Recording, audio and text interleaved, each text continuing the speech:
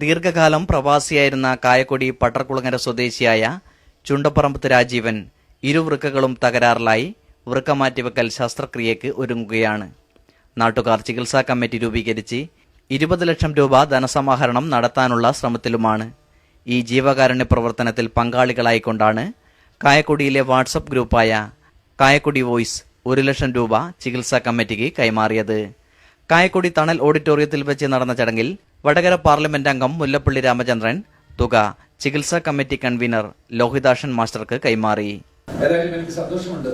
നമ്മുടെ സമൂഹത്തിൽ പലയിടങ്ങളിലും ഇതുപോലെയുള്ള ചികിത്സാ സഹായ കമ്മിറ്റികൾ രൂപീകരിക്കുകയും ആ കമ്മിറ്റികളൊക്കെ തന്നെ സാർത്ഥകമായി മുന്നോട്ട് പോവുകയും ചെയ്യുന്ന ഒരു ചുറ്റുപാട് നമുക്കുണ്ട്. എവിടെയും അതുപോലെ ഒരു കൂട്ടായ്മ ഉണ്ടായിരിക്കുന്നു. ഇതുപോലുള്ള കൂട്ടായ്മകളാണ് നമ്മുടെ സമൂഹത്തിൽ വേണ്ടത്. നമ്മൾ ഒറ്റപ്പെട്ടുകൊണ്ടും എല്ലാവർക്കും അറിയാവുന്ന പോലെ തന്നെ നമ്മുടെ മൂല്യങ്ങളെല്ലാം തന്നെ നഷ്ടപ്പെട്ടുകൊണ്ടിരിക്കുന്ന ഒരു സാഹചര്യത്തിൽ അണുകുടുംബങ്ങളിൽ ചുരുങ്ങി നമ്മൾ സ്വാർത്ഥതയിൽ തൃപ്തികളിൽ അങ്ങനെ ജീവിക്കുന്ന ഒരു സാഹചര്യത്തിലാണ് ഈ കൂട്ടായ്മയെ കുറിച്ച് നിങ്ങൾക്ക് പൂർണ്ണമായിട്ടും മനസ്സിലാക്കാൻ സാധിച്ചത്. ആ കൂട്ടായ്മയുടെ മാധുര്യം എന്താണ് എന്ന് തീർച്ചയായിട്ടും കായക്കൊടി വോയിസ് വാട്സപ്പ് ഗ്രൂപ്പിലൂടെ നിങ്ങൾ തെളിയിച്ചു കഴിഞ്ഞിരിക്കും. സിയാദ് PP കായക്കൊടി, ഹർഷാദ് കോരങ്കോട്, AP അന്ത്രു, UV Bindu, Thaikandi Rajan, Sreejith, OP Manoj, EP Kunhabdulla, Jafar KS തുടങ്ങിയവർ ചടങ്ങിൽ സംബന്ധിച്ചു.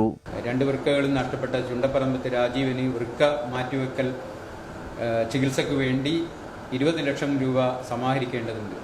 ആ 20 ലക്ഷം രൂപ സമാഹരിക്കുന്നതിന് വേണ്ടി ഒരു കമ്മിറ്റി ശ്രീ ലോഹിതാക്ഷൻ മാസ്റ്റർ ചെയർമാനായിക്കൊണ്ട് നമ്മുടെ കായക്കൊടി ലോക്കൽ സെക്രട്ടറി CPIMന്റെ ലോക്കൽ സെക്രട്ടറി MK ശശി കൺവീനറുമായിക്കൊണ്ട് തന്നെ വിവിധ രാഷ്ട്രീയ പാർട്ടികളിൽപ്പെട്ടവരെ ഉൾപ്പെടുത്തിക്കൊണ്ടൊരു കമ്മിറ്റി ഉണ്ടാക്കിയിട്ടുണ്ട്.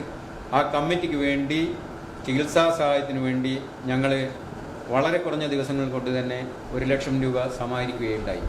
News bureau, Kuttiadi.